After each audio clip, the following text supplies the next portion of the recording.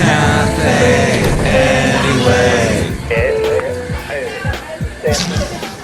Mike's Daily Podcast. Why? Is it the weekend? Is it Friday? It certainly is.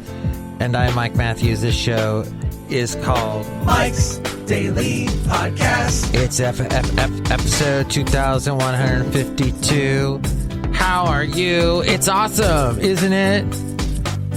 When you get imitated by someone and they go, Mike, this is you. I'm imitating you. Yo, isn't that awesome? It is. So that's what happened to me today. Someone, Mike's Daily Podcast, did a dead ringer, dead on impression of me. And it wasn't one of those stupid impressions like, hi, I'm Mike's Mike Matthews. Daily I don't sound anything like that. Podcast. Okay, maybe just a little bit. Yeah. But so I was very flattered. Imitation is a sincere form of flattery. And I am not drunk. And that is a true statement. Also, I showed this individual some of the fascinating video that I did not realize was on YouTube of my father, Paul. He was in the Blues Brothers in the scene where at the Holiday Inn where the lounge band is playing and the Blues Brothers bust in through the back door and they talk to the guys. There's a couple guys in their former band and say, come on, let's play together again. And my dad is sitting there at a table at the front row watching the band. And he's not making any, he looks like he might as well just not even be animate at all. They told him, the director told him, don't move at all, Paul. Just sit there. In fact, my dad was sometimes nicknamed the Mortician because he would not move much. He was very still fella. So then he was also in the movie Continental Divide. Yes, another John Belushi movie. And in the scene that you can find on YouTube, I think it's called Eagles Mating or something to that effect.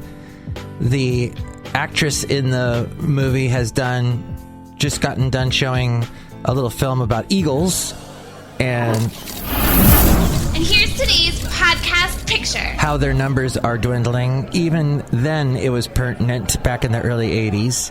And then my dad walks next to her and says, if there are any questions for Mrs. So-and-so, she'll be taking your questions now. For Miss Dr. whatever her name was in the movie, I forget. And then John Belushi makes a comment about how eagles make love and all that. Sorry, I'm tuning my violin again. I can't make that noise. Wow. Well, you might be asking, Mike, why are you talking so far away from the microphone, Mike? That's a very good question. I don't know, Basil. I gave Basil's food away today, by the way. Yes. Why? Because I didn't want it to go uneaten. And it was ironic because I gave it to a dog that used to fight with Basil over food. Bailey. In fact, I once was trying to pull them apart and Bailey bit my finger and I still have a scar on my finger from that day. And now Bailey has won. Bailey got Basil's food. And Bailey's owners, I gave them a little note from Basil that Basil, could have ostensibly written saying, hey, Bailey, sorry for all the fighting over food. Here's my food. And by the way, today I was walking through Niles and there was a dog that reminded me of the late, great Basil. Also a boxer. Also, Basil's, they say dogs as they get less healthy, their noses start to get very cracked. And this dog had a very cracked skin type nose. And this dog was also having the issues that Basil used to have where he couldn't hold himself up. But at first it was his back legs, then his front legs, and then he just couldn't walk anymore.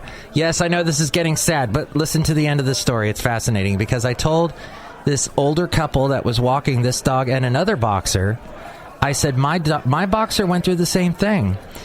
And you guys are smart because they did the same thing I did where they put a harness on the back of the dog so that they could lift him and allow him to keep walking. And I said, this is what I had to do. And they said, well, our dog's got arthritis of the spine. So boxers got it tough, man. If it's not their heart, it's tumors. If it's not tumors, it's their spine. And their spine goes, and then, it's terrible. Okay, I know that wasn't a very uplifting part of the podcast, but it was something very interesting because I have not seen any dogs except for like online, but in real life, which is the important thing, is real life, right? And reality, which there are some people in this world that are over there in Washington that need a big dose of reality, I would say. I mean, get real. So it was very interesting to talk to some people that actually were going through the same thing that I had gone through.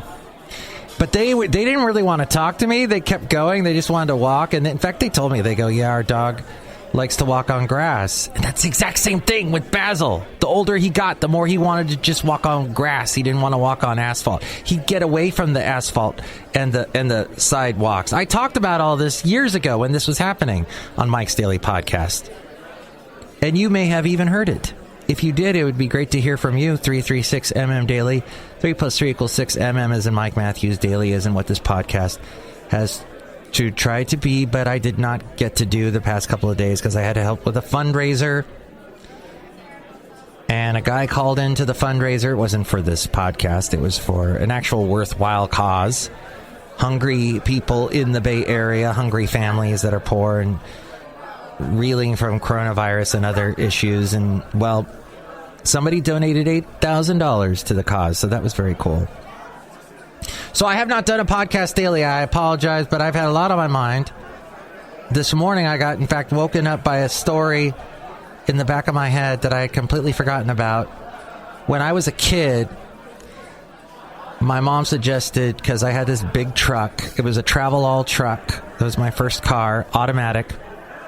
And my mom said to me, you've got all this room in it was handed down to me, by the way, by my mom's second husband, who he was done using it. He got a bigger truck. So he said, you can have this one, hand me down. And this thing was, this thing could go through probably walls. I never tried that or tested that theory as we go outside a cafe anyway, where we bring you Mike's Daily Podcast somewhere in Podcastro Valley, Mont, the last place on earth. We just went through a wall via a door and went outside. And we're outside a cafe anyway. And cafe anyway. This vehicle we called the Beast. My mom said, why don't you start a carpool and people can pay you for gas and you can drive them to school, because there were a lot of kids in my neighborhood that went to my same high school. So I knew a couple people that needed a lift and they would pay me. Well, one day we were really late. You know how that is, where somebody holds up the rest of the group. And now we're all going to be late. And I am driving as fast as I frickin' can. And you know how when you're like in a super hurry, you go, oh, maybe I'll take a shortcut. And then it turns out the shortcut makes you even later. So I'm going through this weird side alley that went along a park. And it was actually like a way to get to the parking lot. And this little bit of road was not that well paved. And there was a huge pothole. And I'm driving through this area at something like 50 miles an hour. I hit this pothole. There's 4 guys in the car. We all just go kaboom. We're like flying in the air. Bump. And all of a sudden the car stops moving, starts running, stops running. It ceases to run completely. So I go, guys, I'm going to put it in neutral. Let's push it over to this parking spot. So we parked the car. And then we ran to school. I think we were all late or somehow I don't know how that, I don't remember that part of the story, but I do remember it turned out later as my mom's second husband, I guess that would be my stepdad, huh? My stepdad, my one and only stepdad, showed up later. I gave him a call. This is pre-cell phone, so I'm calling from the payphone. And I go, hey, mom's second husband, can you come over and fix this car? And he did. It was very cool. And it turned out that I had knocked the engine off the block. Can you believe that? It was that hard of a hit. And I don't know how he got that engine back up. The guy was pretty amazing. He was the handiest of handymen. He knew how to do everything. That unlike my father, who could do a couple of things, he could act. He somehow got into the show business world. And actually, my stepfather was also in show business, but he was more in the special effects arena.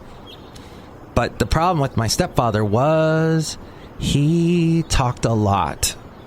And talked a lot of baloney. And would talk my ear off. And he would lecture me constantly. And he just would not, he would go on and on and on.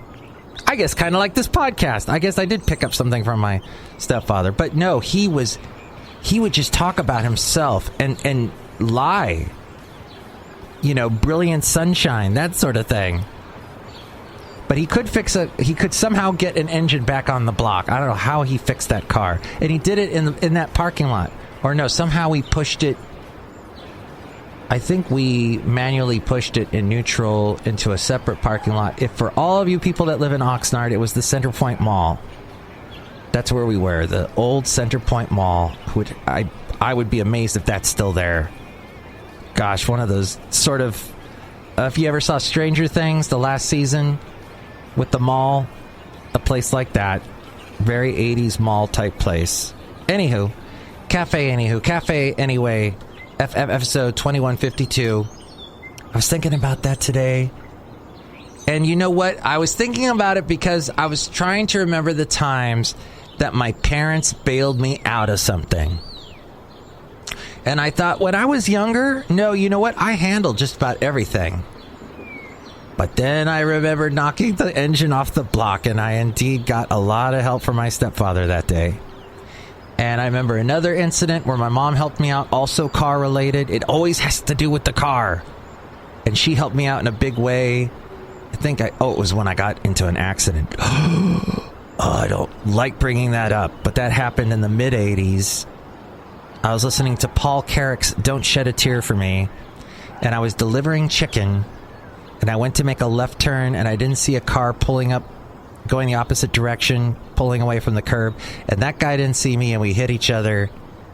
Ugh. And my mom handled that situation. Actually, she made a good friend with a guy this is post-stepfather, by the way, and she started dating this guy that she met at the collision center. That is another story for another time. I have to tell you all about that guy. He was awesome. He did not end up being stepfather number 2, no, but he was a great guy. And I'll have to dive more into his backstory at some point. But yes, people really help us out. And you know what? I forget. You know what? Nobody is an island.